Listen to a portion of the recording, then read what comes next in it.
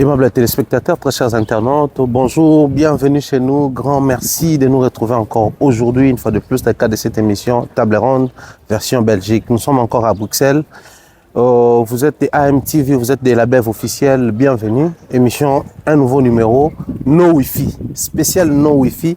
On va expliquer No Wi-Fi en long et en large avec Tonton Bev comme invité. Bien des choses à toute la team AMTV, à toute la team Main à la pâte, Mireille Florona, Nadine Mayo, Irène Biuma. Je fais des gros bisous à vous. Je salue comme ça très chaleureusement Bernard Chamala, Mister B. Je pense à Tati Eric, l'international, pourquoi pas. À Donayoyo, l'international également. Bien des choses comme ça. Et dédicace spécialement cette émission est dédiée à mon couple Kaniki, papa JFK Jean-Flavien Kaniki, maman Sandra Guito Kaniki depuis Pointe-Noire. Pointe-Noire, il y a pas mal de projets qui arrivent. Alors tenez-vous prêts. On va suivre la transition avec la page publicitaire et nous retrouver tout juste après avec notre invité sur ce plateau.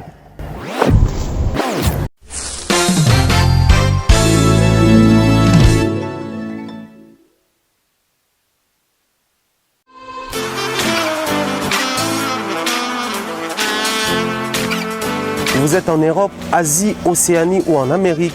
Voilà, aujourd'hui, c'est très facile d'envoyer de l'argent en Afrique. Tap Send. Tap Send, les moyens les plus faciles pour faire vos transferts en Afrique. Et surtout, en République démocratique du Congo et la République du Congo. Vous avez déjà ROCP là. C'est-à-dire, de la maman, papa, tambongo, cousin ou neveu, c'est plus facile aujourd'hui. Tap Send. Télécharge l'application et envoie ton argent sans inquiétude. C'est très rapide et fiable. Ceux qui ont Tindi Mbongo, on a Kinshasa, tu reçois un Orange Money, na M-Pesa, tu as Airtel Money. Ceux qui ont un numéro à Brazzaville, tu reçois un MTN, tu as Airtel Money. Utilisez les codes promo Mumbaya et vous aurez droit à 5 € de bonus. Donc ceux qui ont Tindi Mbongo, frais de transfert, les ATO.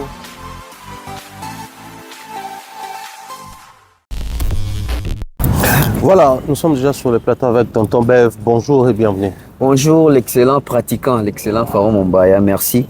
J'espère que vous allez bien. Ouais, ça va. Ça va. Et on a Bisso, ça va. Ça va. Toujours à Bruxelles, finalement. Oui, toujours à Bruxelles, finalement, malheureusement, en quelque partie, ou en quelque sorte, par rapport à planning, il y a voyage à Milan. Normalement, fait tous en Milan, en minute. Mais jusqu'à là, notre raté. Ah, d'accord. Notre raté. Peut-être que nous avons peut-être que nous pourquoi. Après, ça dépend. Nous sommes là, ça va, toujours savourer Belgique, Otoyaka, CP la peine à construction, vieille construction, parce que nous avons des années historiques, des temps histoire, comme on a bâtiment, immeuble à Kalawana. Mais seulement, tout rondé toujours remarqué que on dit banzela ngwe kokani on dit bandanga ngwe kokani biso moto bungi ata basoki ba 8 fois. Mais ça va, nous sommes encore en Belgique et tout en lobby tam en Italie. OK, peut-être tous en Italie, mais sinon bon séjour na bande ko tout baza déjà en Italie au Hollande biso à l'heure où nous sommes en train de diffuser parce que là nous tournons cette émission 19h heure de Bruxelles, mais bon, pour comprendre déjà été et en gros, on va bien décontracté, toujours à mon PP à Belgique, et ça va bien. Mais sinon, autour de l'actualité musicale, je pense qu'il faut survoler encore et encore. Mais j'aimerais cette fois-là, bien que Fally va se produire à Milan, demain déjà, donc dimanche, enfin, que j'ai dit, après-demain, dimanche, le 21. Toujours pour passer ces moments ensemble, que vous soyez congolais ou pas congolais, toutes les personnes qui aiment la musique. Je dirais la musique de manière générale, la bonne musique de manière particulière, parce que ce que Fally fait, nous restons sur l'optique, ça reste une très bonne musique, voilà pourquoi elle est consommée par beaucoup de gens, alors beaucoup de monde. Tonton Bev, pendant que nous sommes en train de parler ici, il y a la billetterie, il y a une nouvelle trilogie au Efongwami. Fally qui va faire Lille, Nantes et puis Marseille. 3 nouvelles dates pendant qu'il est encore en pleine tournée. Comment tu trouves cette stratégie-là? Pour nous Congolais, pour nous Kinois, cette stratégie-là elle est compliquée. Parce que de base, notre musique n'a pas été définie de façon que artiste moko abetara enchaînement boye et pendant que ça enchaînement ba production nae ba ki sa ba date au ba tu vois son basus ba billet. On a tout vivre on a Fally. Là il faut être franc et logique. On a connu l'époque des Bombenga, l'époque des Grands Calais, l'époque des Franco, l'époque des Taboulay. Ils sont des grands, ils ont fait des meilleures prestations, mais avoir des calendriers surchargés comme celui des Fally, il faut être clair et honnête. Fali, c'est la première. Et on a dit que le cours de la musique, n'a pas définition, bon, tout ça, jamais préparé dans un artiste, est mort boué. En même temps, ça en tournée, en même temps, ça va date, en même temps, il faut se préparer pour appeler sa meilleure performance dans la date, soit dans mon sous. Donc ça veut dire que pour Nabi, c'est le compliqué, mais il est compliqué. Parce que lui, il vit dans les systèmes. J'avais dit hier, n'a bâtissé professionnel pratiquant, parce qu'il est en train de pratiquer ce qui est professionnel. Un professionnel n'a pas d'excuses quand il s'engage. Le coup, il a fallu déjà s'engager qui a endobé ta musique, endossé la tournée. Donc, on a signé une firme et on a signé pour vendre la PlayStation. On a signé pour le travail. Et son travail, lui, c'est un travail de prestation en prestation. On remarqué, Jackson a sommé un succès, c'était pareil. Jackson était même entre les publicités, les tournées, les enregistrements studio, je dirais aussi, et même famille. Ok. Donc, Fally aujourd'hui, c'est presque la même réalité. Il est entre tournées, entre prestations, enregistrement dans le studio. Il y a mon réseau de la égérie, il y a mon réseau qui a défilé dans la fashion week, tout ça. Donc, les gens pensent que c'est normal. Alors que ce n'est pas normal pour notre musique. C'est du nouveau. Papa Bazaki a succès dans ma casse, il y a un qui peut tourner, mais Azaki surchargé, boété, dans le sens où tout le monde il a fallu les lots. Bref, même des traités, il a fallu que ça fallu, il n'y a pas payé maintenant. Vous vous imaginez? Pour les fanatiques, déjà papou, azobeta mingi, azota moins repos. Mais même les fanatiques, bazali contre Fally, Fallyphobe, il y a un jour, ils ont na scène, Boutoni a pas raté, ali koti katate. Donc même on va comprendre que azo qui est na vitesse moko, au moyen au kangé za la moi passe. Donc aujourd'hui, dans la réalité la musique nabiso, j'aimerais que les artistes nabiso, ils ont chance. Il y a comme sillonner, ma prestation ébélée, ma contrat ébélé, le quoi Fally pour pas. Bazwa exemple pas naé. Parce que c'est aussi une personne qui n'a Fally, n'a combo ango. Je vais me passer d'autres productions pour na paiement. En fait, les gens pensent qu'il fallait mettre la production na pour nambongo. Non, mais c'est parce que à s'engager qui un professionnel ceux qui a s'engagé, aux sont assimaté. Professionnels sont 10 000 likambo, ça likambo.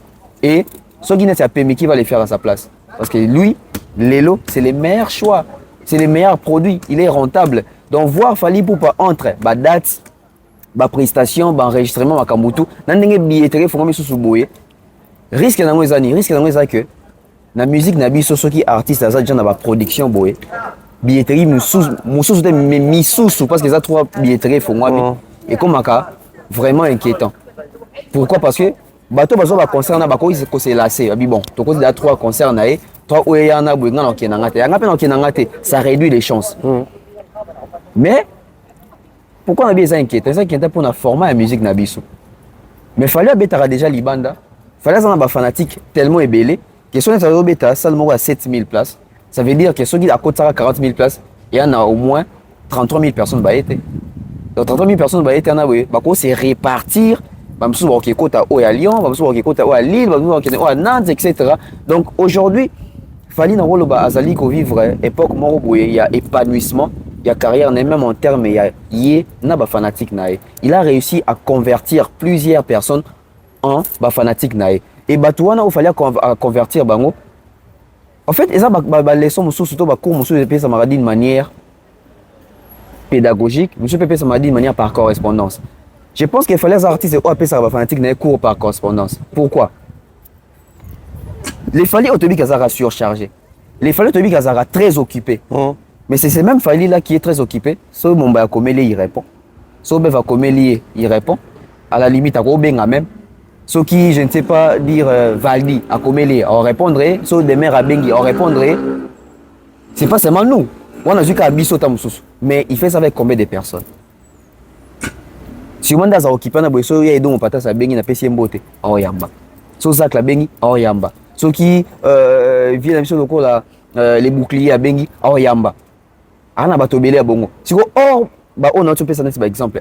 C'est les mêmes Fally qui sont très occupés mais au moment que à défiler la fashion week Bengi, ils répondent à l'invitation. Donc c'est aussi une manière il y a quoi inculquer dans la fanatique quelles que soient vos occupations quand on a concert c'est un rendez-vous pour nous les warriors. Et on a ba fanatique partout parce qu'ils se sentent obligés d'honorer ces rendez-vous là parce que formation par artiste d'avoir mon acquis. Malgré qu'il a des occupations, mais quand il s'agit, et c'est comme bien s'il fallait, il fait de son mieux pour se retrouver là. C'est ça aussi l'essence à professionnalisme. Pendant qu'il est professionnel, pendant qu'il est en train de vivre une autre réalité, ton la configuration, il y a une question qui les autres a rodé l'esprit dans là, parce que enfin, c'est la question que je me posais et j'ai réfléchi longuement autour de ça, dans le sens où fallait tourner, c'est plusieurs dates à la fois. C'est vrai qu'on a vu Bandeko Otang ou Abimsi date, j'ai reconnu une fille que je connais, na Lille. Ah bien, en tout cas, moi, je me réjouis du fait que toutes les dates précédentes, j'étais pas disponible. Je n'avais que une journée. Alors, je ne me voyais pas accueillir les lots concerts. Nous, bifons na concert, na zone, na Lila. On a travaillé, vu la distance à France, on est allé. Mais non seulement, ils nous sortent 3 dates. Oui, Landana presque. Parce qu'ils sont novembre, décembre. Date Landana. Ça, c'est le premier élément. Mais le deuxième élément, il se permet quand même de sortir la billetterie au même moment. C'est pas une manière pour lui de s'exposer aussi, parce qu'on se dit, soit ici à Belgique, les temps tous sont à Belgique, et puis paf, tu vas prendre en Allemagne, tu vas prendre des concerts et en Allemagne. Donc, on a déjà les billets pour la Belgique, bon, tu es Nakuna, et puis tu as l'Allemagne après. Mais nous sortir toutes les dates à la fois, ils ont empêché Lille, par exemple, à Nantes. Ils ont empêché Nantes, par exemple, à Marseille. Alors que, si abandonné comme ça graduellement, mais est-ce que cette forme-là d'assurance, toi, il y a un risque? Parce que d'un côté, dans un monde, on a une forte assurance, mais de l'autre côté, dans un temps, on peut le voir risque. Sortir toutes les dates et la billetterie au même moment, ils ont été coupés qui s'abattent à côté, à côté, en même temps, l'hypothèse, c'est que les alliés dans l'importance ma casse. Ils ont un risque, ils ont une crainte. Et plutôt, il y a assurance. Du côté assurance, ça veut dire que l'artiste a compris aujourd'hui que peu importe là où il va se produire, ses fanatiques vont venir. Ok. Là, c'est déjà l'assurance. Aujourd'hui, dans le domaine de la musique, et là, l'artiste il faut travailler à mingi. Dans l'artiste, il va travailler en côté. Ou soit il va travailler en côté. Et là, il faut travailler à mingi, pour y avoir public. Fali a son succès, Fali est un génie, Fali est superstar, tout ce qu'il a là. Mais fanatique connaît, et puis il fallait connaître ses fanatiques. Il sait, les fanatiques n'est pas lingaranini. Pour nous voyez, les fanatiques n'a pas pour comprendre les fanatiques n'est pas lingaranini. Ils allaient travailler au yo artiste faut ça là sur bango. Ah ouais. Ils étaient yo les fanatiques moro boye. Oyo, bango de ça travaille sur yo. Dans la majorité des artistes dans le Congo, ils ont des fanatiques qui vont ça travailler sur bango. Moi bah oh non, comment on l'a taboué? À mes mamies. Tout le monde a un sali boy, yo sala boy à mes mamies. Au moins tu kuna balandi concert 4 jours à mes mamies. Mais le jour artiste so ba koma que aye imposer vision na ye na ba fanatique ne balandi, c'est la réussite totale ba tout ba commencer à me Fali. OK. Je dis ça avec beaucoup d'assurance. Fali qui quitte le quartier latin. Il fait droit chemin. Na début normalement il fallait bénéficier de la fanatique, il y a quartier latin. Dans la fanatique il y a ba wenge parce qu'il fallait avoir un bon terme na JB na Werason. Oui, au début c'était ça. Mais tout le monde sentait que malgré qu'au début c'était ça, mais ça peut être un bateau, on a apprécié déjà les musiciens à quartier latin, on a fallu. Donc tant qu'il fallait allonger, on a bateau ndambu, on a des fanatiques, il y a quartier latin, etc. Bah accompagner. Toi accompagner dans le sens il y a musique nabiso. Aux il y a 4 leaders bakanga Congo, JB, Wera, Wemba, Kofi. Mais il fallait quand il sort, lui il est jeune par rapport à eux, et puis lui. A même mon pépé monsieur de génération à si kaba ferré ba kabossé ba toi comment on va ça album mais bon tout temps bon on va ça album on a boye bazaki concentré sur les 4 leaders on a sens nini oyo ka bango tout ba na format ya rumba bango tout ba na format qui tobeta musique na biso na kebeta na grand hôtel na robeta na fikine na ça la fara na tel na signer na brassicole fallait qu'on ça la travail wana après si bango droit chemin a na deuxième album après si bango ADBM, Arsenal de Belle Mélodie. C'était le même format. Rumba, Lisusu, tout ça bien que ma featuring là, Azo Mécané et tout ça. Quand on sali troisième album, on a un Rumba. C'est là où déclic est bandit.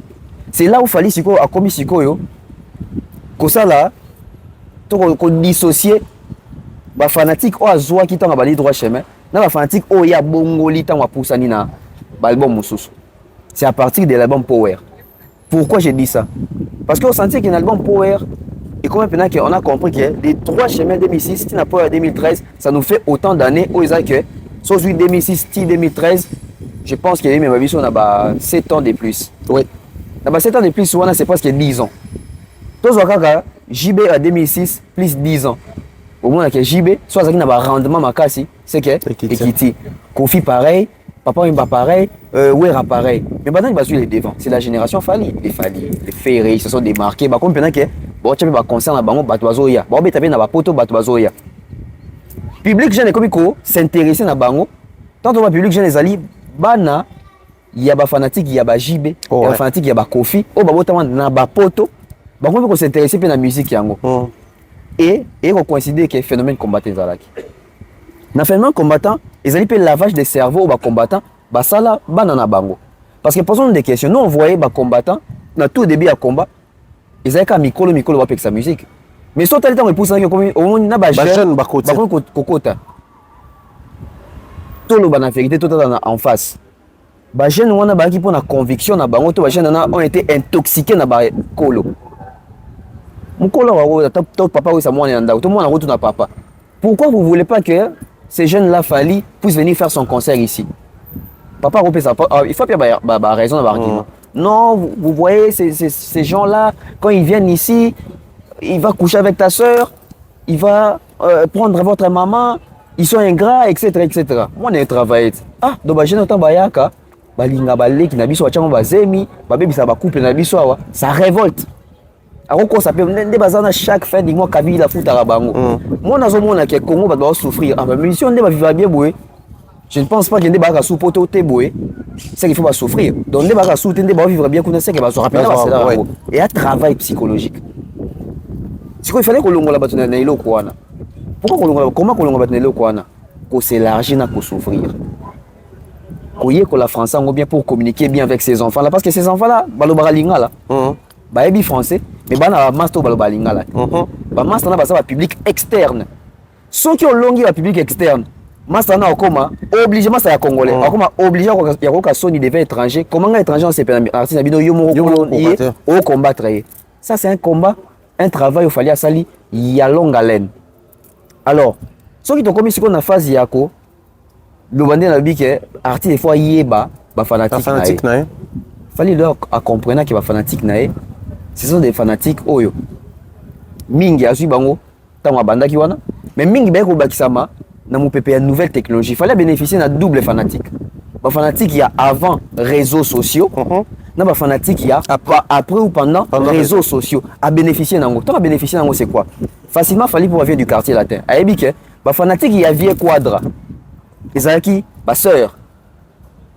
moi si soit lingi musicien to soit lingi musique à convaincre mobile ba fanatique ya vie quadra ezalaki pe ba tonton ba yaya to ba papa o baza légèrement presque génération moko na vie quadra donc du coup fallait ébiquer ces publics là c'est un public pendant ya ba concert à vie quadra so vie quadra betika acheo na robeta tam so pullman $50 ba doit $50 ba ya il fallait voir ces publics là donc d'office il fallait pour pas gagner ba sœur to bana basi ba convaincre ba papa bon mais on a ba concert il a un acquis mais là c'était avant les réseaux sociaux maintenant après les réseaux sociaux quoi ce sont des streams ko déplacer muto stream ya concert ils a passé parce que muto stream aza muto ana tenté muto stream aza muto oyo ayo ka musique pour se déstresser ana forcément peut-être na besoin aïe na salle à côté na réseau tant à télécharger côté na téléphone et toi sombi côté na téléphone na sikoyo ko landisa badas ne fallait landisa badas to refungola billetterie nyos na tela moko ça veut dire qu'il fallait comprendre que ba fanatique na ye oyo ya Europe parce que la majorité fanatique ne ba ko to concert ça ba européen ba on va vendre déjà na poto etc biso to takin to na biso mingi te mais to ya rapé mais mingi ba sala wana za bato ba vendre ande ba ko tango mais bato ba vendre wana bato ba ko tango pour ba comprendre qu'il fallait bi fallait bi que ba travailleur ba salaka ba maîtriser les réseaux sociaux ba maîtriser la vente en ligne donc pour na bango il y a problème te tout à fait donc Fally connaît aujourd'hui crème ya public na externe la vie que public na externe ba bato yo ba PC disque d'or ba PC on déni en achetant et ba bato ba PC ba certification ya ba single d'or etc en streamant et ça bato yo ba savoir que Fally soit qui net nominé na frima bato ba votara wana ba bato public externe la vie que bato public externe ba sur les réseaux alors sur les réseaux quand on a public ya bongo tu peux te permettre au tchaka billetterie journée sur lingi ba osomba parce que eza lokola opesi bango opium moko boye yana ti drogue donc baza bakoma na net na ADN moko boye nous fanatiques de Fally, on doit acheter. Nous fanatiques de Fally, on doit consommer. Donc sur les athées, ils ont été vide pour na bango. Et neti, na été sur et donc on est à solo balbake. Fumer soit cette journée mais va fumer té. On dirait ah donc on est à sanguer le moment où na vie na. Ndenge Fally pour injecter dans la fanatique na. Une journée sans écouter Fally, il y a pour na fanatique. Et neti à l'existe journée à sanguer loko. Une saison sans pour autant que quand ta concert il y a Fally et neti à perdre l'eau au moment où il y a un moment où la fanatique a Fally bazara toujours à fond. On a un petit d'un côté où ils allaient assurance. Parce que risque c'est que l'ingénieur za la sogi ba concert à bon ezaki pour na format à communauté. Ah ouais. OK. Donc quand les gens concert à format à communauté, il y a pas de risque là-dessus. Pourquoi? Parce que Fally avant ba tcha ba date wana to ba fongola billetterie sur malamoko ba sala ki étude ya faisabilité pas seulement à terrain mais même il y a ba consommateur il faut ba ya. Ah ouais. Le col la babi que ba consommateur wana bazali na pouvoir d'achat. C'est là où c'est la fin qui justifie les moyens. Voilà. Espérons que les choses vont très bien se passer, mais nous allons encore et encore insister sur cette billetterie parce qu'il faut tout l'endelon de manière distincte. C'est 3 dates, donc 3 dates sera traitées, chaque date plutôt sera traitée de manière particulière dans nos prochaines émissions parce que j'aimerais bien vraiment tout insister là-dessus autour de la billetterie en gros. Mais, et parce que Thierry Mombaya, na Baksara Mouké, tout ça parallélisme mon quoi. Les lots Fabregas sont bêtes dans Casino de Paris, je crois dans le mois d'août. Tu penses que Fabregas n'a pas groupe mis sur 3 dates mon boé en attendant à hôtel dans Casino. Bah font la billetterie pembalamon et ça compliqué parce qu'il n'a pas les formats internationaux dans concert, il a les formats communautaires.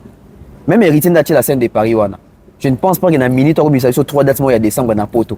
À fond la billetterie pembalamon et ça compliqué. C'est là où même intervient c'est quand Marius Mongaloba qui 3e dimension. Donc et comme le niveau mon boé on comprend que ten oyo il y a Madesu Nangate. Nous allons nous ouvrir directement parce que nous sommes en train de parler de ces dates. Il y a Fally Ipupa qui vient de nous ouvrir en termes d'Abadat. Mais déjà, moi ici, je tiens à vous préciser qu'il y a d'autres dates qui arrivent. Tout à l'heure, notre peuple Fally, il nous a fait cette confidence-là. Les dates, il y en aura. Il y en a, il y en aura. Donc, heureusement, biso to na visa oyo ba no permettre biso en tout cas to raté ba concerner les sociétés en Poto mais également na mona ba ndeko belé pe États-Unis na Canada ba comment il fallait bosser biso au final na moni télé Charleston d'ailleurs on a fait CMO télé général général Kaba très cher collègue na ngai akoma ina CNS bango prenez votre mal à patience, c'était un message en anglais. Il sera les vôtres dans pas longtemps. Donc, on espère qu'en dehors, il y a des dates, tout fallait. Quand je dis Europe, au-delà de la France, il y a d'autres dates. Dans les pays sur Europe, au Canada, États-Unis. Mais tout ce qu'on a date, on va survoler toutes les dates des Congolais, que ce soit ici en Europe ou à Kinshasa. Double stade des martyrs, Fally Ipupa, double festival au final, comme tu dis, 3 jours sont Mais comment tu trouves déjà l'atmosphère autour? Il y a Badat, parce que d'un côté, il y a Fally aux billetteries, au final, donc la billetterie physique. Et Fungami, toutes les stations Total Énergie, je crois ils ont Lelo ou Lobby, on a Lelo, toutes les stations Total Énergie, les billets sont maintenant disponibles. Toutes les stations Total Énergie de Kinshasa et de certaines villes proches de Kinshasa, vous avez maintenant la possibilité de prendre vos billets au calme, acheter les billets pour les concerts de Stade des Martyrs. Mais de l'autre côté, on voit maintenant certains artistes commencent à se prononcer, entre autres Gaz Fabulous et les autres qui étaient aux Anna Festival. Comment tu trouves les préparatifs des deux côtés au fait? J'aime l'idée, il y a émulation na Kinshasa. Ça vend aussi une image positive. Il y a musique nabiso à l'interne. À l'externe, les amis, moi, pas, c'est parce qu'on ne voyait pas des grosses boîtes, to ba firme minene, ba ya ko s'intéresser na bango, ba ke besoin d'émulation, to zamino peto bisabino libanda. Il y a tout, j'espère que ceux qui bétanye bongo, ba firme minene roye et comprendre que à faire azan makambu, tel azan makambu, to benda bango, to matsa bango, to vendre bango libanda. Mais tous sont en kati. Double Tata Raphaël, na moi qui comme ceux qui triple, ceux qui 3 jours. J'ai vu les artistes qui vont jouer là-bas. Des pliques. C'est une bonne chose, ça veut dire que Ferrego qui organise un festival là-bas au pays, il intéresse quelques artistes du pays et quelques grands noms du pays. Entre autres, on a Kiwera, je ne sais pas si il compte ça déjà, on a JB, je crois Fabregas, Gaz Fabulous, parce que ça, moi, il y a Ibraton aussi, je ne me trompe pas, dans Festigo là. L'idée, elle est bonne. Mais est-ce que dans les fonds, ils ont l'eau à penser? Parce que tout ce qui se passe autour de Ferrego là, en associant plusieurs personnes, on a vu les projets Dynastie ici. Alors, Dynastie, comme quoi, en thé, au son, va Sangani. Sangani autour, il y a Ferrego là, et puis, il y a loba. Parce que Dynastie, il y a loba comme pas possible. Album monde ko ya ko sala soki nini album monde ba chanteur ba sangani ba yembi seri momba ya lelo eza na bato ba yema na kati ya Dynastie wana na yo na ngana bato ba otela biso na ba fanatique ya Ferre ba yebi banzima bato ebele ba yema na kati kuna te na mona artiste mo azali pa Adolphe Boy finite alobaka trop nzemu ya yemba kuna to yebi atandenge bandaka te to yebi ta yemba nini basé belé ba mabial etc. Le projet Dynastie a été un échec. On souhaite que les projets Festigo là ils allaient échec donc ngana on sait ngana faire na batunae ba s'inspirer d'un échec ya Dynastie pour ba réussir au Festigo là parce que ceux qui n'ont Dynastie ça échec ceux qui ba échouer Festigo là c'est fini. Le projet autour de faire des attractions. Les gens font se dire tu es souka. Évitons le coup la Dynastie. Ils ont qui produit. Ils ont qui moana. Il y a les marquis. Les marquis comment? Les marquis sont hyper génitaires à Dynastie. Comment ça? Parce que la Dynastie, on a retrouvé plusieurs personnes. Ouais, on a retrouvé. Dans les marquis, il y avait plusieurs personnes. Si, mais c'était d'abord les trois cacoles. Oui, les trois cacoles, Ferré, Bill et JDT. Après, on a eu les Inos,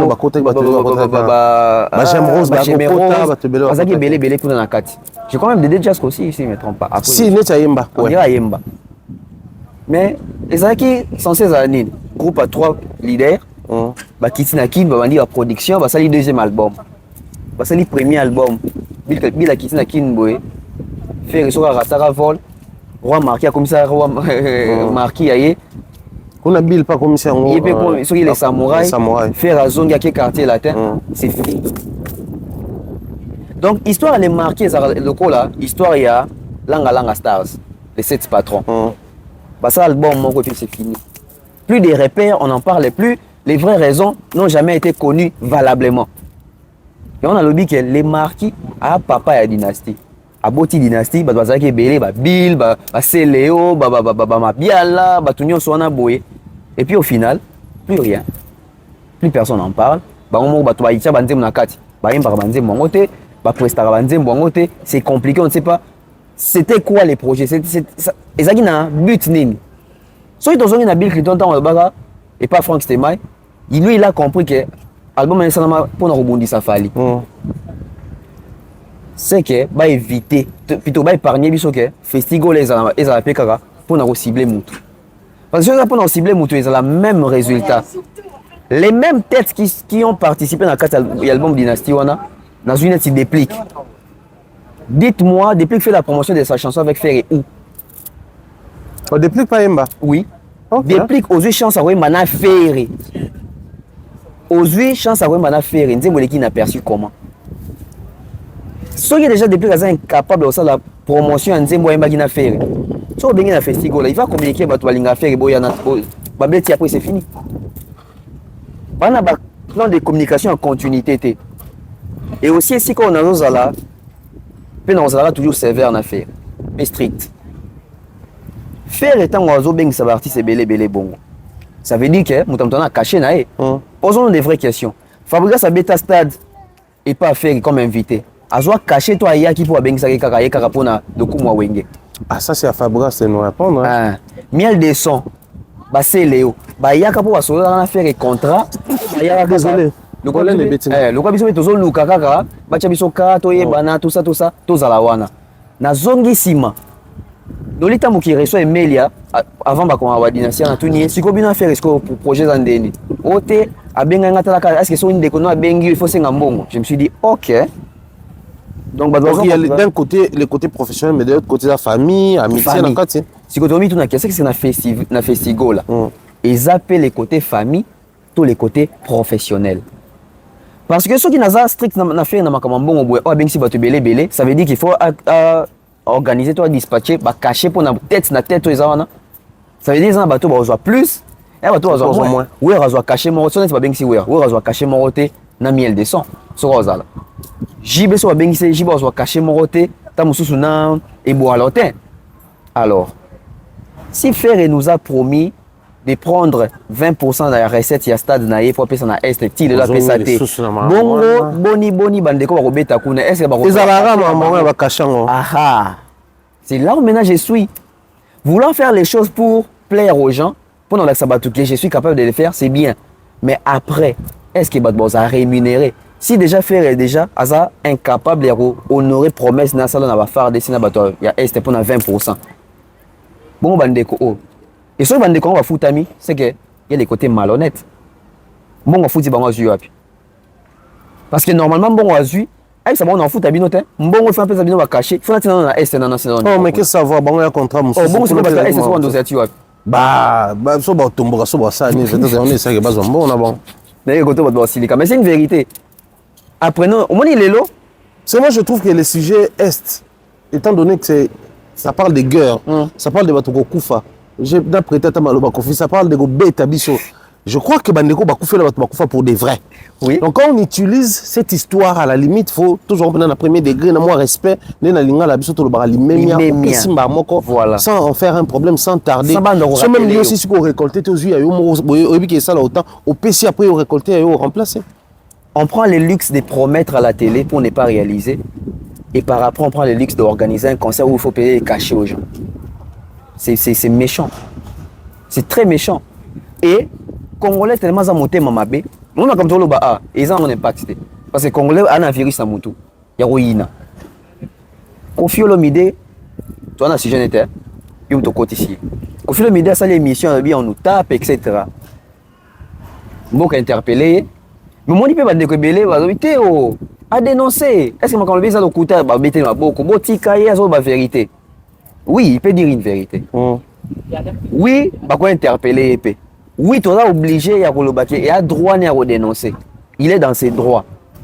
Mais la personne qui dénonce, peut-être elle a un bon profil. Parce que si aujourd'hui, Kofi me dit... Est-ce que la dénonciation demande aussi un profil entre nous? Oui. Tout un langage, va utiliser. Lui n'est pas mieux placé pour appeler sa vie sur la leçon. Mais ça, c'est la dénonciation, c'est pas une leçon en soi. Oui. Yo zo ko dénoncer que bata parabiso bokena ko beta concert kuna ozagi au courant te bata parabiso quand tu jouais là-bas. Ah ouais, et surtout sur place il n'a rien dit hein. Aloba na salba beta na bakagame maboko. Il ne savait pas qu'il va beta parabiso. Les gens oublient vite dans cette communauté. Thierry Mombarega c'est qui est maintenant méchant et c'est qui choque. Afali qui a envoyé autant de fois ba moyen, il y a soutien kuna. Lui, on dit que c'est un collabo. Il y a Tekimboka. A Kofi Kina seulement dit, qui a parlé. On applaudit. Namuto a sali geste rosunga malamoro. Namuto a lobby kaka. Nani photo bete la maboko toto sepane moi mingi. Et ça muto est parce que les actions. Muto a posé action, tolbi yete. Mais muto a lobby pour to lingaka muto mo boete. Yene to bete ni maboko. C'est la méchanceté, c'est de l'hypocrisie. Dans ce qu'on a makambo ya festival là. Ferre aujourd'hui à un communicateur puissant sur terrain. Puissant, tu fais allusion à quoi? J'ai fait allusion à l'impact de ces concepts à festival là. Tu penses aujourd'hui si nous avons souhaité dans l'émission que 48 heures avec fallait un festival. Tu penses que on dans une communication faible et bon. Ferre en train d'organiser un festival, les Ivoiriens n'en parlaient pas. Congo Brazza ne bouge pas. Les Cameroun ne sont même pas au courant. Ferre a organisé un festival. Assalfo ne riposte pas ou n'encourage pas. Tu sens que tellement faire un concert mais créer une stratégie pour mais en ce niveau là le problème se pose au niveau des enfants. De l'artiste et son réseau, les réseautages, en termes de ce qu'il est, les profils qu'il a, en matière, il y a les poids sur le plan africain et tout ça là, ou c'est les problèmes des communicateurs carrément. On ne comprend pas parce que à Salfo et autres, il sait aussi tenir compte de l'avantage qu'il y a autour, il y a projet à l'autre, ou de la relation que j'entretiens avec, ou enfin, parce que inviter une personne dans un spectacle ne résulte pas forcément dans l'intimité. Oui. Tout tourne autour, il y a un bon. Mais Tomiso sur Rosala, parce qu'on est potes, on est amis, on a un certain rapprochement. On a vu à Salfo inviter faire na Femua, mais on voit à Salfo tout le temps prendre les exemples sur Fali. Donc ça prouve qu'avec Ferré, c'est un deal. Avec Fali, c'est une amitié, c'est la fraternité, un rapprochement. En fait, les problèmes, ils allaient Ferré, mais Ming va communicateur, parce que Ferré a fait quoi? Ferré a fait la date. Faire un PC concept. Non, mais ça, non, ça va festival. Mais bao baza censé ko communiquer pour na faire rigoler. Faut pas ça ni. Faut rechercher mungu alikola Thompson wana. Bango le bachaka mungu alikola Thompson wana. Bango ba so maka huile pour ba kalinga so soit fali. Si quoi faire rebe la journée. Regardez ma émission na bango. Mingi bao batika na kin, même bao baza en Europe. Dans ma émission na bango c'est plus ils viennent pour dire qu'il fallait somber rideau. Fallait battre ton d'acquitté, fallait salir soldat out. D'ailleurs, quand on a un chiffre exact, maintenant le bango a été pour des secrets professionnels. Bon, pour des secrets non professionnels, est-ce que les festivals là c'est un tabou? Parlez au moins des festivals là. Pourquoi Nambo Ganabiso va comme ça ma degré mon robot? Ce qui, parce qu'il a besoin de communication en place pour contacter bateau bébé au loba. Même si autant à commenter votre profil. Aïdor. Tout bon, pardon. Valdi. Pardon. Ah. Demer Nyangi. Tout le bon, c'est mieux. Saratola. C'est toi tu choisis seulement les personnes. Thierry Mombaya. Toi tu choisis seulement les personnes mal vues, mal perçues là-bas. En fait, toi as problème. Moi, c'est quoi le problème à Congolais anime? Même pour l'avantage, c'est privé. Bah meilleur avantage là yo mais oui donc meilleur ils ont pour boire rapport facilement non ils ont rapport en termes de communication tout ça j'ai mon il y a simple donc il y a pas autant à combo soit tu tout ça la communication il y a festival là tout dans les ketchou ana abonné belé n'est-ce pas vous les golan a combien d'abonnés? La chaîne. Mon compte, on a combien d'abonnés? Je ne sais pas, mais après, je pense qu'il est suivi par voilà. Ta communauté. Laura Tendance a combien d'abonnés? Après, la chaîne. En chaîne. Bien sûr. Actuellement, la N a combien d'abonnés? Je ne pense pas qu'il y ait 50 000. Je crois ou plus. Mais après, ils sont suivis à la limite dans la communauté. Là, ils sont en Tangité. Marlène Kassanga, est-ce qu'elle a une chaîne? Après, je sais pas. Après, on a eu un trop mais on a eu plus sur ma chaîne là-bas. Ok, tout ça, c'est au bout. C'est qui mon bail combien d'abonnés? Non, comment on a 60 Ok, 60 000. Les meilleurs ont combien? 70. 70. 70 quelques. Sarato, là, je pense. Près de 100 000. Près de 100 000. Aïdor, je pense, on a 20 000. 20 000, ouais. Qui encore dans Tangaïa? Valdi. Valdi, je crois, à l'équipe d'abord 10 000. Vincent, c'est plus de 300. Ouais. Franck, je crois, 200. 200.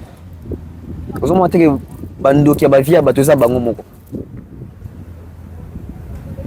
Vous avez montré que Bando qui a vie à Batoza Bangomoko. Vous avez une chaîne, tu peux essayer communication ça. Vous avez une chaîne à abonner belé, tu as une société. Il faut comprendre l'intérêt de Bino et Wapi. Dans ce moment, il faut être capitaliste. Ouais. Ils ont osé faire ça pour le stade des martyrs. Associé Franck, associé Vincent. Tu as vu les résultats. Mais pour un festival, c'est surpassé. Les Gaulois n'en veulent pas. Parce que, si les Gaulois n'en veulent pas, alors les Gaulois doivent maintenant commencer à consommer Ferré pour des vrais, acheter pour des vrais. Parce que être Gaulois ne suffit pas pour soutenir Ferré. Ferré a besoin de plus, au-delà des Gaulois. Parce que Gaulois ont un bolingo solo envers Ferré. Mais Gaulois azali na attraction te pour Ferré. Na répété. Gaulois ont un bolingo, il y a solo pour Ferré, mais ils ont une attraction te pour Ferré. Preuve année, Gaulois linga Ferré mingi. Mais Gaulois ont bandzi me bela Ferré bimia bien hote. a son attraction en athée. Oui, a son attraction en athée. A combien a combien moi saturé mingi. Gaulois a plus na terrain à débat que na terrain à consommation. Il y a un moment où fanatique a fallu bazara plus na terrain à consommation, il fallait des certifications et na terrain à débat baza peu. Au moment où Gaulois baza plus na terrain à débat que na terrain à certification de la consommation pour artisan comment certifier. Ils vont venir trouver des faux fouillants. Faux fouillants, ils sont dans angle à débat. Mais l'exactitude, ils sont dans angle, il y a consommation. Toujours consommer, toujours motiver, tout. Et ils ont un pifo, tout comme belé, tout créer force. C'est ce qui manque à faire, Rigola. Et pour Festigo, là, on dirait que l'événement a fallu accompagner la promotion événement ferré. Ça là constat. Il fallait un petit stade, faire un petit stade carton. Parce qu'il fallait passer par là. Je pense que nous même déjà.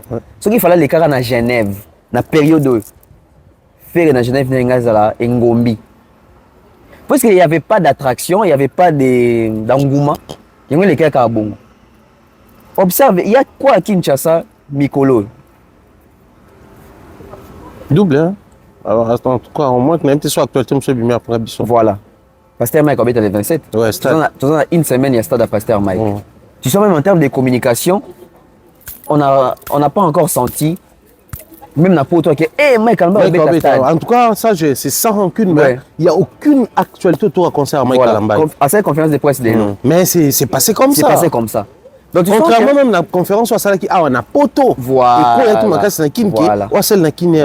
Voilà. On se pose maintenant des questions, éléments de communication. Festigo là, normalement, et Chamari pose à la net, affrontement, il y a double stade à Fali. Après tant où, timbeli, dénoncer. Pour nos robomaçons, il y en a qui a l'andara à Fali. Ça qui même il faut battre avant Fali. Les 3 dans les 4, il fallait mettre les 10 dans les 11. Les lots faire comme un problème encore intense pour la communication et pour le marketing il y a Festigo là. Cette fois-ci, il fait sans Fali. Pas par la volonté de faire, mais parce qu'il fallait décider. Les lots vont comprendre que, puisque Fali, c'est fan, et quelques communicateurs de Fali, on a crédit, na makambo Fali, et comme il est difficile, na côté à faire, Bougeko ta côté ni. Le coup, on les a terrain à débat. Tout nous avons un débat quasi. Soldat à ça quitté, va occuper batouté. D'ailleurs, quand tu vas quitter les vide, va occuper batouté. Rideau de rideau, va occuper batouté. Parce que ceux qui soldats des arrivés, les soldats t'es. Et Zubino qui pour un festival là. D'ailleurs, quand tu vas quitter les vide, tes arrivés t'es là. Et Zubino qui est dans un festival là. Parce que on va communiquer, attaquer, pour répliquer, on a communication, on a bazo, tombe là comme un festival là, on va au courant. Bon, après, dans le mois qui est là. Est-ce qu'il y a Kinshasa, il y a même des panneaux festival là? Je ne sais pas trop, mais je pense que tout le monde a beaucoup commenté tout ça là. Tout à l'heure, j'ai parlé d'un panneau, il y a Fali, que je voyais avant Nayabo. On sent dire que normalement, dans Kinshasa, Kinshasa pollué dans le panneau et festival. Normalement. Puisque c'est un festival, c'est pas au concert, c'est un festival.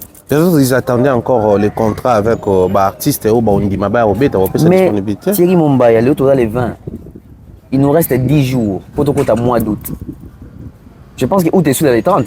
Je crois. Sur les 30, tu as 10 jours.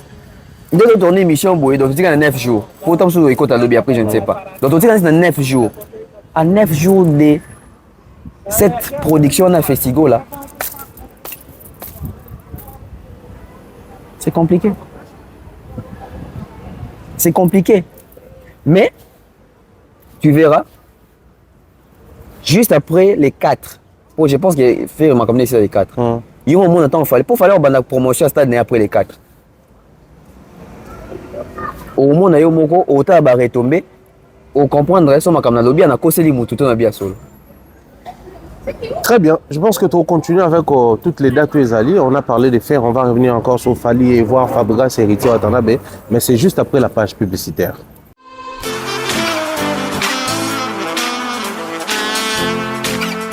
Vous êtes en Europe, Asie, Océanie ou en Amérique.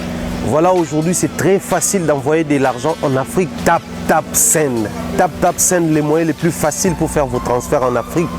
Et surtout, en République démocratique du Congo et la République du Congo. Vous avez déjà ROCP là. C'est-à-dire, on la maman, papa, ambongo, cousin ou neveu, c'est plus facile aujourd'hui. Tap Send. Télécharge l'application et envoie ton argent sans inquiétude. C'est très rapide et fiable.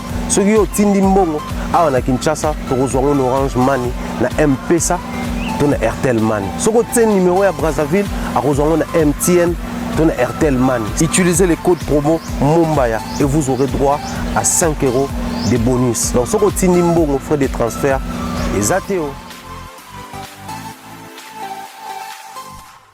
Alors nous sommes de retour, bien des choses en tout cas, ça continue, nous dédions en tout cas cette émission à toute la famille qui nous suivent, en tout cas à toutes les familles, allais-je dire, je pense comme ça à ma grande sœur Nadine Mayo, des gros bisous, à toi Danadine, bien des choses comme ça, à Miss Mel depuis 3, à 3 je vois également Napiche Mompé, des gros bisous à toi, salutations comme ça à Elia Mompé et à Jude Pembe, les Papa Solutions, bien des choses comme ça à mon frère. Et ami Steve Bampela, Stéphane, il y a maman Sarah Mompé. En fait, si on retourne en 3 mots, il y a toute la famille. Tonton Bev, on va revenir maintenant cette fois-là sur Fali. À Kinshasa aussi, il y a une date. Enfin, il y a moi 48 heures. Donc pour lui, il estime qu'il a 2 jours, mais il a 48 heures liées. Donc le moins le premier jour, le deuxième jour, tout ça lié.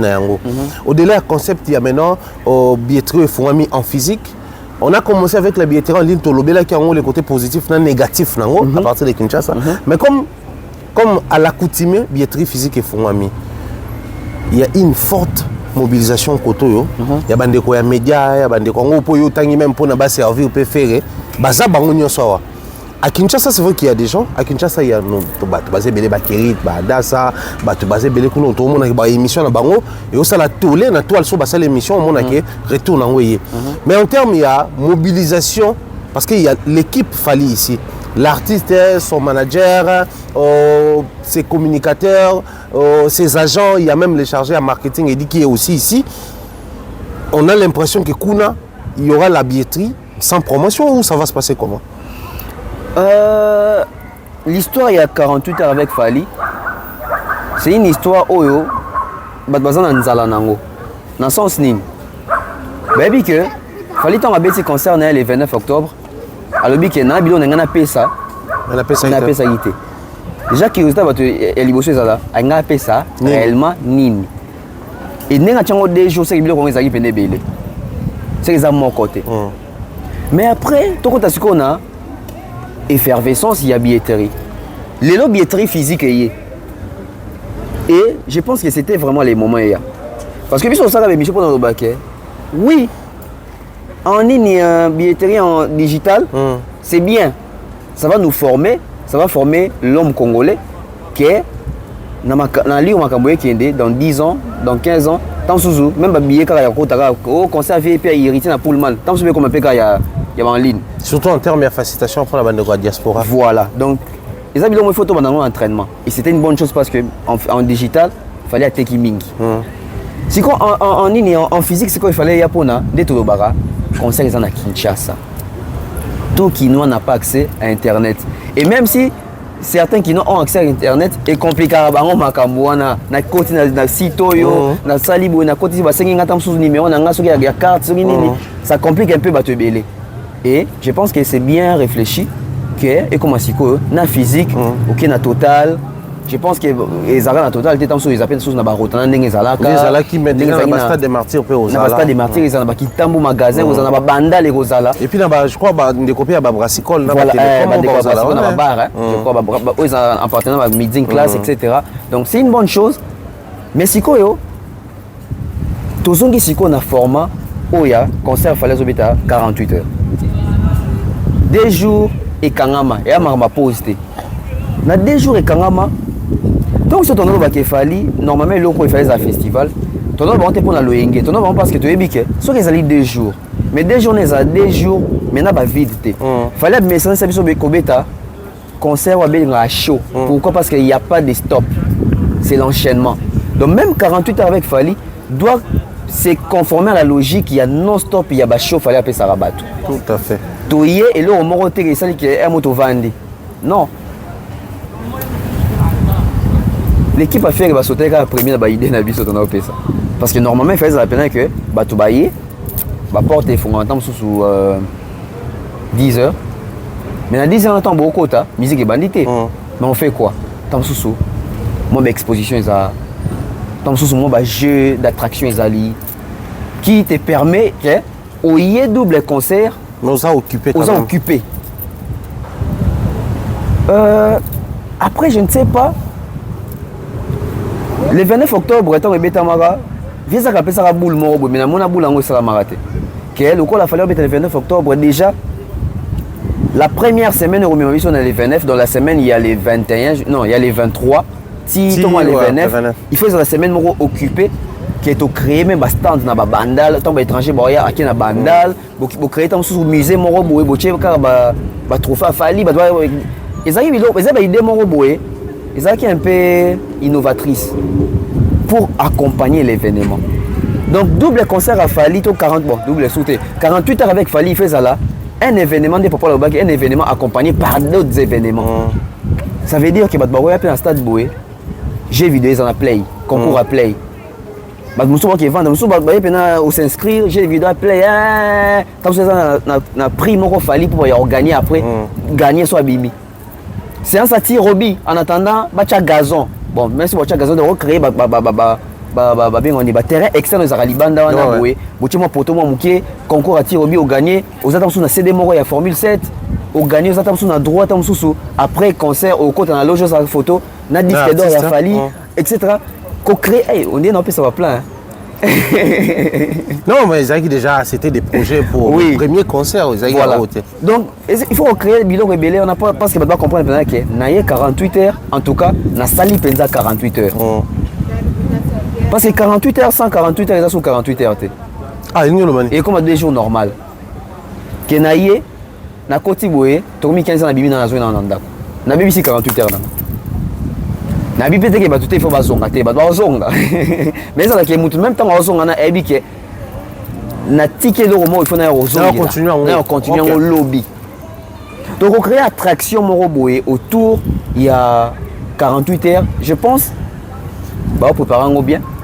Et peut-être on contacter les bateaux baza experts en idée pour nous rebaxer ou tant souvent on peut baza déjà na idée na bango ba que to créer boyer ça la boyer to créer boyer ça boyer tout ça pour rendre génial et na roloba spécial 48 heures wana ezala le 29 octobre en mieux. OK. Oui. Parce que au Yébi en termes même il y a communication le 29 octobre fallait frapper fort en termes de communication. Je me rappelle encore avec l'équipe de l'époque, Boutalikassou, Valdi, Aïdor, Ken Piana, Babiso. C'était vraiment la promotion sur terrain autonome et un matraquage. Cette fois-ci, et qui t'attend. Donc on appelle que matraquage en mieux. S'il y avait des communications autour, il y a des décès à Batou. Cette fois-ci, il faut une communication potable. Même en termes, il y a sécurité à Batou. Donc, on a fallu au bêta, double 48 heures avec Fally, pourquoi il faut bon, on a son format double, ça double concert. Ce qui, le 29 octobre, qui triple sécurité, c'est que pour 48 heures, ils ont 6. Parce que ça fait 2 jours. Voilà. Ce qui, équipe, il y a communication, qui 50, c'est que tout au 100. Ce qui, net na aspect il y a on y bateau à ordre sécurité faut pas ça sous so il va rouge na protocole protocole voilà protocole so protocole bazaki 200 pas comme 400 so la croix rouge bazaki 6 pas comme 12 il faut doubler les choses parce que nous c'est ça na vitesse il y a 48 heures tout le monde a une entreprise ya minene bateau bayebi soki bato basala batravailler na ba shift soki moto ana shift moko il y a 2 jours d'affilée ça rappelle na bato oyo tobenga on abenga ba shift wana ba ngana okota 6h ton obima 18h moko ye déjà et puis ngana robima te sans pourtant ye na yete ye fois ya commis à s'échanger à côté un service ngana bimi donc ba biloko na tout ça moment quand bébé tout autour de ça il faut faire et avoir ba spectacle artiste auti ko pesa biso awa kota na obangele te pour na 2 jours wana et surtout fallait ayebi que il est en train de jouer la visibilité Stade de France. Ah ouais. Bah jauger par rapport à double stade wana. Et pas à Drouillot. Parce que c'est Drouillot la même contrat. capacité. Oui, ça en Ligue là. Est-ce qu'il est capable de le faire? Il est stadable. Voilà, est-ce qu'il est stadable européennement? C'est un peu ça. Donc, on attend voir ça et j'espère que équipe Yafali, Naimoro Fali, bazo moulé mingi parce que Fali a dit que bato critique bazala kaka. Et critique les ala, mais ça tamuke. Ça de sorte que ba rendre batou bouche bée. Ouais. Donc ça veut dire que moutayo critique a dit Fali pe comment zo bato quitter. Ay zatawana. Ma critique moi superficielle. Voilà. Fali pe pas mon invité que il fallait attendre mouti. Donc moi que mon temps quand t'es na 4 événements pour moi que faille. Et ça va bien. On va tout doucement vers la fin de cette émission, mais avant toute chose, j'aimerais nameka ko taka juste vite fait na yango. Tosimba rapidement héritier Watanabe et Fabregas ici en Europe, surtout Fabregas parce qu'il concerne les peine voilà. Fabregas maestro, j'ai mal pour lui. Pourquoi? Alors très mal. Mais pourquoi? Nous sommes à pratiquement 20 jours à concert. Parce que le concert est en août.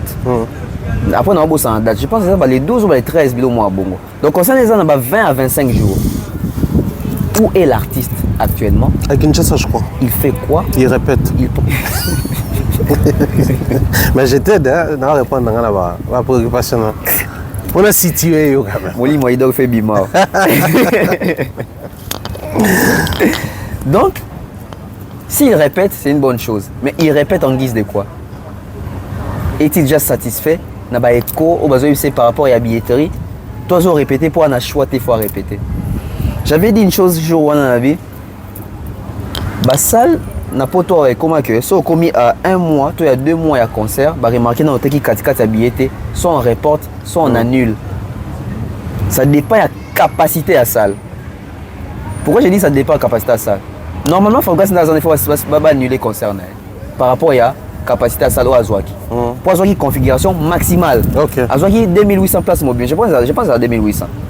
Casino de Paris. Casino. Je pense à 2800. Pour l'équipe Olympia. Olympia, ils ont 1900.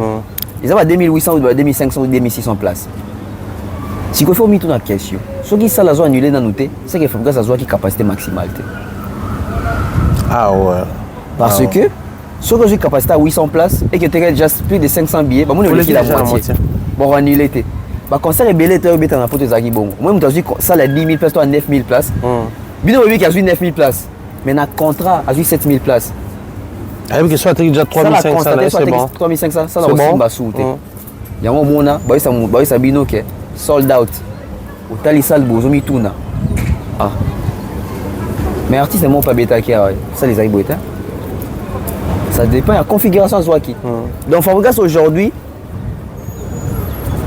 il faut voir ça, travailler sur la fanatique. Et il faut, au vrai sens du mot, commander la fanatique Napoto. Jusqu'à preuve du contraire, l'artiste est haut, il y a fanatique Napoto, il a fallu. Kaka. L'artiste congolais non comme la fanatique Napoto. Bazan na ba sentimental ya poto. Mais fanatique non ba comme na ba fanatique te. Fanatique azan moto Orlando na province. A moto Orlando na Lyon, Orlando na Bordeaux, Orlando na Lille, a so ba billet. Fanatique a cause za moto monta bi biso to soutenir ratel te. Ouais ça fanatisme te. Donc ba fanatique et puis to artiste so ba ça effort wana ke bango pa ko ma pena ke a kiti pena bo senti pena ke a suite TGV tant quitter un métro bo senti ba ba wana. Ba wana ba fanatique na poto te. Fabrice fait ça travail wana. Héritier Watanabe, scène musicale. Non on pense na koleka kuna na comprendre. Donc ce qui est sur le roi to ke Paris. Voilà. Tantôt aussi ça va me tantôt comme la scène musicale. Toko wana. Na lekaka en plus na Aris ça va salle tout à Paris. Parce que la salle tout. Voilà. En fait, héritier Watanabe ils ont moi curiosité bateau balingai batala. To balimba mona, qu'est-ce qu'il va faire là-bas? Mais après je comprends pas, c'est comme si Moro en faisant quoi? A-t-il promotion? Tout a touché l'interdit moko? Toi, ça ligne concrètement. Quand je dis interdit, pas envers un artiste, mais interdit, il y a promotion parce que en termes de marketing, il y a aussi les interdits. Sauf ça, il y a un cassé marketing. Oui. Observons quand Fally fait la promotion de ses productions. Fally a tout comme artiste nini pour sa promotion. Ça la montagne. Mais Fally, c'est autocratie. Il dépend de lui-même. Il se contente de lui-même. C'est pas qu'il fallait à Bangaka et ils sont lobby pour le Golo, c'est parce qu'il fallait à que nous a signé, nous avons mis ta musique, mais il faut voir pour Nanga. Il faut voir pour mon Fally, il peut pas. Il faut voir que ah, au moins il y a monde attaque qui n'a tout mal qu'on a tout OK, on n'a pas que ça vient à passer. Non. Mais tu as la musicien qu'on l'a pas mettre à concert, il y a ma combat ça là. Au son a beti koto yo et ça que ba warrior ba CP là bien attaquer Ferry ba warrior soutenir là son a beti koto ah ba gola ba CP là pour attaquer Fally ba gola ba oya. C'est une communication que Fally ne fait pas, mais c'est une communication que les artistes congolais ba salaka et ba biso ba kendaka plus loin autant ba comme on a bangoté plus loin ba kenda on d'une manière aveuglée ngana danger on n'y a ba gola on n'y a ba warrior ah papa papa extraterrestre yo va na ate abeta ba tout ça gelo té Sibolite John va beta été Sigal comment on ce genre Sylvestre Sigal non oh il va beta été na combat papa il va Sigal en fait héritier Watanabe sait communiquer aïe oloba mais héritier Watanabe ne maîtrise pas la communication d'attraction pour un concert. Comment ça? C'est différent. Quand on va à la TV, oui. Mais stratégiquement, quand on a un concert centralisé sur une communication, ça va bénéfique pour nous. Héritier, quand on dira qu'on a moins de failles par rapport à nous. Héritier va venir faire peut-être une sortie médiatique par rapport à l'attraction pour le concert. Il dit que on a dit ça, on a un on a capacité sur mais quand il dit ça, il est en train de frustrer les autres. Ah ouais. Oh, pour na bango dire ça rien ça ba laurier na bango. Quand tu dis ça, on minimiser bango et bango ils se disent que surtout dans la guerre na mutumo ba betaki plus que dire ça rien. Yo yo pesi mutona ba beki. Au police biso. Mais c'est le même héritier Watanabe qui vient peut-être aussi il dit. D'ailleurs Koutou Basal wana na na betango ça invité. Oriental communication non par rapport à bateau betaki avant yo ba beng saki ba invité. Donc ils ont vu ça honnête si bateau ba ki o chabango poids. Bateau pe à côté ba ba ki ah ya bandi boy ba freiner. Plusieurs sorties médiatiques et beti saka libaku. Ndenge monaki tellement ba sorties médiatiques et les gars qui belé ba comment on rappeler bateau TO Junior Leader Beta Arena. TO Michael Jackson un peu hasard certification snap. Pour nini trop parler. Ti kolobeleki mingi. Ba bi ya banan. Toi l'action bloc aux eaux batté. Yala nan. Yo comment ko loba bona TV ke ba beta bato. Le monde que tellement lobby mingi, aux ba souté au centre de communication wapi, au sali bourde moko boé, ça a éclaté. Pareil na artiste musicien. Artiste musicien faut ba ke bango ba premier marketeur. Marketeur ça muto a communiquer pour léser les autres. Marketeur ça muto a communiquer pour les produits les meilleurs. So comme ko la ça bato ki ngana teka qui rigole comme les amabe. Et ça communication amabe parce que Moutoua Kobel a utilisé même communication pour déstabiliser. Alors que yo so aux focus que bosomba qui rigole parce que miliki so meli ngo yonde miliki basala na lola. Moutoua Kobel osani. Abake. D'ailleurs Koutou. Monsieur, vous êtes du quartier? Non. Ah bah désolé. C'est moi qui m'explique. Ouais, ça va. Moutoua Kobel au Lobani abi. D'ailleurs Koutou va pas qui est la lola. Miliki ils aura déjà ils a Kobel. Au moins qui a touché qui rigole mais d'une manière concurrence avec Sikake. Combien les amis qui rigolent sans pour autant à maman qui rigole. Donc le marketing sert à se faire des clients et non des ennemis. Voilà, parce que moto azokonsome cobel lobi soki aye na venu amoni moto ateka cobel ligablo eza okanga atali oyo azoteka kirigole aza na boye lokola na besoin mela miliki asomba kirigole po yebi ke eza miliki mais soki yo déjà yayebi ke yo opesaka image moko to motu na ye apesa image ke kirigole esalisaka diare aoya na venu wana so amoni oza ofungama kaka yo moto azofungama aosomba te il se dit quoi parce que c'est psychologique alors non ça diarrhée oye ba diarrhée musu to ça na kin pour la publicité c'est psychologique oui aux années publicité ba bike so meli qui rigole normal mais so meli ba mili ki wana ya ba ngombe ba bo sanké même qui rigole tu pas ba ngombe mais so meli ki na ba ngombe o ya bleu au ça diarrhée en soi combien de ça diarrhée yo sombi kobel omeli psychologiquement yo mo okina libumu pasi bilo mso ezaka bongo osanti pena ya mutu faire yembi so omeli skol toujours libumu plat mutu ali libumu nene mais wa abi osanti skol des zongi singa mais c'est belé ba ko tali faire quoi biloko ana osanti ke yambo vrai clean tokomi kuna ndenge nini parce qu'on a voulu kolakisa ke eleki tobosani ke clean eza détergent te et ape marque mususu on fait la promotion en même temps na ya yambo na ya clean donc ba misala biso faut qu'on a ba tact wana question na beta concert to bite okitsa mando kitoko kokumikisa batutu mete pesa eloko no elengi de sorte que même fanatique ya mutu muso bake oh Dieu tellement le béon mingi le fana qui est nano au gagner en terme ya mondi miasika et ana sinde ba evangeliste ba salaka mais moi ba evangeliste mo ko baby ça moi pe mutu yaza ta mususu chrétien ayote batu mo ba isa bango abi en tout cas vous savez dans l'église tam sous des réveils église catholique anate te yo ko mu ndeni Dieu le bela yo pe sa beauté église des réveils koya to lakisa bato église réveil leki catholique to leki soki islam soki nité suka na promotion ya makambo na yo mukolo barti so ba comme na batakti wana o ya autocratie net ya fali pour pas au monde que même héritier a rocha scène de Paris et lobby na la mina to bisi bina bi na allemand on a 3 dates sur billetterie forum boke somba bat boke somba pourquoi parce que neto ben et bandeli faire le travail sur les fanatiques de la manière dont l'artiste se présente, de la manière dont les fanatiques se présentent en les regardant. Observez bien. Dans le leader au bazar, na sens il y a l'ixure na bourgeoisie, ta ba fanatique na bango. Moi qui va ça rappeler fort, faut le montrer moi ya bien, faut le cachemise moi ya bien paraître. Ta la ba fanatique au leader na bango ya la ça que bilamba koute. Ngandole kaka. Au monde ba fanatique naé ba pe ba tout monde ba ki ba on peut tant sur elamba te parce que c'est même les artistes qui rendent leur fanatique propre. Tout à fait.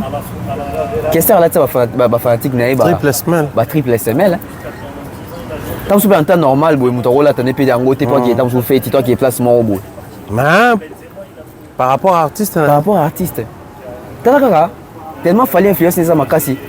Oui, bah, qu'il fallait que tu aies un complexe au matin podium na veste. Léo, tu as ta glam chic. Là, tu as le lemba. Vous savez que tu as un lemba à côté concert. N'importe qui a un JB ou un mindele. Ou là, tu as le retour dans un concert.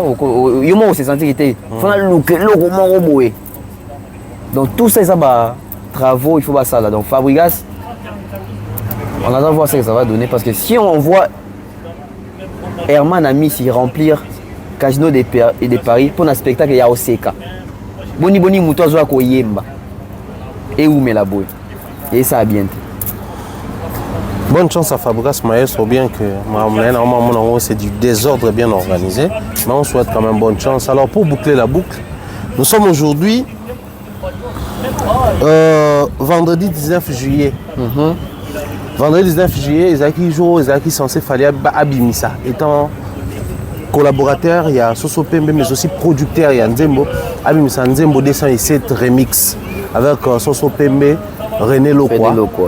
Juste après quelques temps, il y a annonce, il y a clip Nabango, il y a également Ferre qui annonce les clips de sa chanson. Oh, Isaki fallait Bima. Alors ça crée moi et là on a toile bato balobi que mais comment fallait soit double stade fallait être stade et pas autre stade fallait abîmer sa clip et pas comme ça clip on a l'impression que tout ce qu'il fait est comme vraiment semblable à Mamba Fally il ne fait que suivre nous autour le bas ils ont profité de la rebondissement Mamba Fally pour ça aura na Mamba et même dans ma vidéo qui aussi circulé on a même bandeko bagolo basili qui pour faire le kataye parce que généralement c'est Fally qui utilise kataye comme slogan naïe qui accompagne Mamne Mingasa la Kataye qui était l'histoire il y a une émission live moko mutumo abenga kazo fingande Kataye après Kataye était donc et comment qui ça crée frustration tellement que bagolo même bango basili qui là qui fait pourquoi kolanda bon et c'était ce matin qu'il fallait à salir annonce naïe malheureusement clip au Massou les autres babakisi une semaine pour na bakisa en ville sous et mouvance ya ko zela yango pe kotala yango et na hashtag na komi no wifi no wifi bato ba interpréter directement balobi il veut plus partager la connexion avec Ferré autant plus que après ça qui mise en lumière bato ba dénigrer qui en autour la même personne ba mise en lumière a une sur no wifi premièrement Ferré doit faire un effort en tout cas un effort de se passer des Fally. Parce que fallait qu'on tourner faire en ridicule. Non mais attends, aujourd'hui c'est difficile de s'en passer des Fally, il faut faire comme Fally, il faut tout ça. Après faire quand on s'est passé. Mais tout ça bon par rapport à la réaction des fanatiques naé. Il y a mon colonne dans la pause nango. Les fanatiques ne balingité. Le gars il y a la fan. Tu es bien que la fan. Tout à l'heure pas forcément faut que la fan faut créer vision. À créer vision on a fallu au final. Mais au final, surtout, on comprend. En fait, Thierry Momba, c'est bien le Kozani.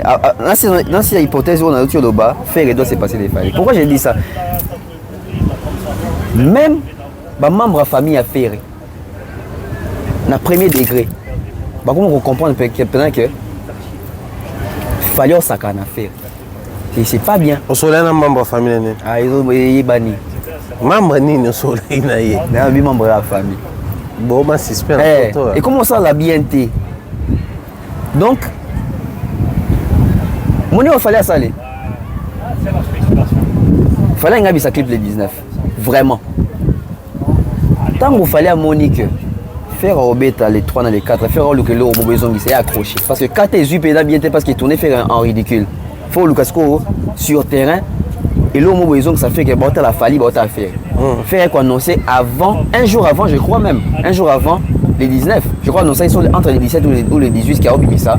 Clip à écologie. Et qu'est-ce qu'il fallait faire? Il fallait faire le logo Ronaldinho ça là-bas jouer. Mouvement du corps. Vous voulez non qu'il y ait des ok. Non, l'équipe. Faire on a. Il est sur le terrain. Dans la clip en haut, na 5 heures du temps, na qui capture, pour R et combien écoute ça, na 5 heures du temps, tu fais na 36K. Tu sens qu'il est accroché par rapport à baby qui est aïe mon na terrain. Mais ils jouent même pas. Barty, il faut qu'on éduque Karabango Bongo. Jean fallait éduquer faire. Oui. C'est méchant. Les gens doivent apprendre. Il y a aussi le succès dans Makambu. Oh, il y a Yomoko. Faut pas vouloir profiter. Et donc, ça quand des années. Tu profites de moi, mais au dénigré. Tu profites de moi, mais dis-moi peut-être. Si on dit maté, c'est qu'est-ce qu'il faut avec Sabatouké, tu vas profiter à Nanga. Après, non, mais moi, c'est qu'au niveau, moi, il y a l'écolo. Oh, il fallait salir les lots dans ma caméra comme il fait répondre à se retrouver sur le terrain. Il y a no wifi. Pour nous comprendre dans la troisième dimension, Marius Alobaki. C'est-à-dire qu'il fallait avoir no wifi.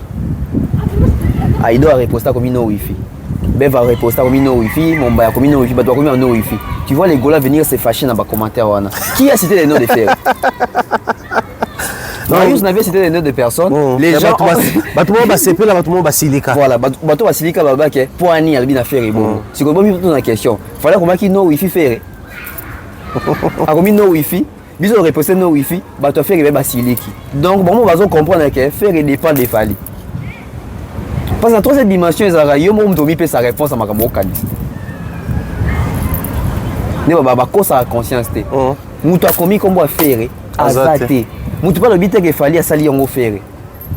Si fallait en fait to auto loba awa à part troisième dimension auto loba que non fallait aboye ko fou la faire aboye pese lumière yango comme no wifi. Auto loba to on a premier aspect biso ba congolais. To bien parce que le deuxième aspect c'est quoi il y a intelligence. Fallait comme no wifi. Ça veut dire qu'il fallait si que bazalaki bana wifi te pour na kocha clip en ligne. Mino aussi les gars pour aller. C'est une forme d'excuse pour fanatique. Vous excusez-moi, laissez quand la connexion et les catégories wifi exacté. Tu repostes un jour tu auras disponible tu retrouver wifi. Mais wifi on a extrait là on poster message là. Oui, on est allé. Pour on t'a raté. L'avion va partager les banques toi kata. Avec ça là wifi papa. Nga ça là va vendre là tout na sola là ba tu pas là. T'as dit que tu postes papa. Alors on a mis ça c'était il mais tout le téléphone ça na bon. Équipe ça là msala neza. Et puis les réalisateurs King Christoine a na photo. À la clip version 4K. King ça. Bon, on a eu tout le cas wifi té. Ah. Toi na volte fallait mis en Portugal. Azani na Italie. Exclu fallait. Depuis que fallait d'avoir été ta postaka. Lui on qui était ta postaka. Bon, King Christoine en version 4K. Équipe a fallu je pense pas il va voyager dans clip. Tu vas postara bazana clip na pesi moto Junior Balmous ana clip Junior Balmous ngana tiki mon bana tongo awa pour nos côtés émission no wifi. Non mais c'est raison parce que toi il a no wifi. C'est qu'on fallait moi tout. Et qui va falloir ici fallait grand prêtre on a mis ton des arbres mais ton posté sur clip exactement parce que wifi est ça. Ba bien qui né, il appelle normal ton WhatsApp. Na WhatsApp fallait à ça WhatsApp. Ngato convainc na ile na tongo na WhatsApp. Pourquoi il est mais moi tout seul il fallait l'élo pas plus tard que ce matin. Tu vérifies bien c'est SMS. Tout seul là on a qui on a WhatsApp wana. Oui ça t'es. Oh mais pas il y a ça mise mais tu vois va falloir une musique passer c'est la raison. Oui en fait réaction non. Il y a bien la réaction bateau babo on comprend bien ça va faire. Nanga na ba golo to siliki. Bon, il n'y a pas comprendre quelque chose qui est un problème à connexion. Il faut le babongo. Début à checker au moins depuis combien de 9% et contacter. Ah, c'est non, il faut risquer ça la barrette mais belle tu vas pas engager franchement musique. Ah. Non wifi papa. C'est quoi là? Il fallait ça imprévisible ça je le reconnais. C'est vraiment un influenceur. Parce qu'au bout d'un moment, on habite à Facebook, nous faisons comme plus populaire en ces moments. Et c'est parti de rien. À combien il y a un Wi-Fi? Est-ce qu'on a su développer en route? Tu vas me coller. Il faut que tu ressembles à 6 mégas. Pour éviter des armes à mis sur la bateau. Moi, je suis en Wi-Fi, tu dépend de la bateau. Tu vas tourner en bourrique. Tu vois que gauche, faut on en est à gauche. Faut l'andaï. So comment moi 100 mètres au banga et au 4 faut faire ça et aneti. Au même que l'eau mais après il faut son. Voilà. Et comme on peut faire ça les ans c'est bien moto. Abi bombe. Ya. Na côté palette. A quel sim na e. Bon on est comme là la presse. Si continue c'est comme message. La presse moto ya coucou malapé. Malapé panneau géant. So dans la connexion bien parce que MTN ça là et tout na bourrique dans point noir. Parce que so dans la connexion tena kenara et pas Stéphane. OK. Pour na ça la wifi na ye, na ko ta ba vidéo ba nini. So so joue na wifi za tout dans là. So ce qu'on a joué wifi à mon téléphone, so dans la que nini kuna benga ba cave. So que cave rapport la cave. So dans la que oh na nini na boîte. Na pas la boîte. Il faut ça la connexion na ye. Donc on fallait ça exact. Bandeko chatter. Ndeko chatter. Ndeko linga même momi. Imagine. Mais quand tu dis au moins message à souko la otindi aux souko va répondre bah que oui, j'accepte la relation. Fallait soit télé. Agati connecté. Père tout le monde. Toi eza ko là. Ben face à publication mo boy. Ben fille moi a commenté. Na peine na commenter fille, on a fille n'a pas réagir. Na boule que na ki nesko inbox na e. Paf me va supprimer comme publication. Scott, na suite on a commenté parce que on a commenté publication qui toi tout na comment tu vas commenter il peut forcément il va dire sur commenter oui bah okati mutu na mauvais moment souffle. Mauvais moment. C'est comme ça à chaque publication, on commence à l'idée que aya kate. Ah non mais tu vas apprendre à cause on a wifi na bango ils a bien ba ça la bino. Non, il faut continuer on a émission parce que non baxo ma question vous tout peuvent tomber na suka. La dernière adresse on a dédicace. Dernière adresse nanga merci na badnes batali biso o batala biso toujours na moni ba réaction ezala qui positive par rapport à émission à lobby va se bien même na décor. J'espère que décor biso tout ça à mieux décor ça à mieux à lobby. On va essayer. Donc du coup j'ai salué comme ça monsieur Jean-Flavien Kanik avec maman Sandra Guito Kaniki ainsi que toute la famille, les enfants à la maison, la team Brasco, la team Heineken. Consommons les produits Heineken. Et puis merci à maman Thérèse G, merci à maman Charlie Bozio de la Fondation USD, maman Maliane, papa Caviar. Merci à notre manager Akai Mobutu na pesi mbote na monek. Ala! Na pesi mbote na Demer Nyanga comme kin hein. On dirait mais tu as kin a comme déjà kin. Ma wa mulunge, royoka, ou souffrir. Et puis merci na ya Bosco Badeka ya, merci pe na Vita Kaluji. Vita Kaluji papa de Ovi ya Bosco Badeka. Voilà, donc c'est la famille Tozonga. On a parlé toi mettre ba vient besoin de tomber ça quoi. Il y a mal. La pesi mbote na Mumpe. Pesi mbote na Mumpe na Piche Mumpe na famille Mobimba. Et puis aussi na bandeko ba mbaki biso awa, je vois comme ça Hervé Bando na pesi mbote, na pesi mbote na Henri, tout ça n'est pas le bien. Madame voilà Hervé Mbando pe lobby. Voilà et puis Christ na Bordeaux. Tozonga. Chris na Bordeaux peut ça madame Mbote. Toi ya kuna Bordeaux dans quelques jours. Sinon tout est bien qui finit bien, portez-vous bien et à la prochaine. Bye bye. Général Kelly Charleston.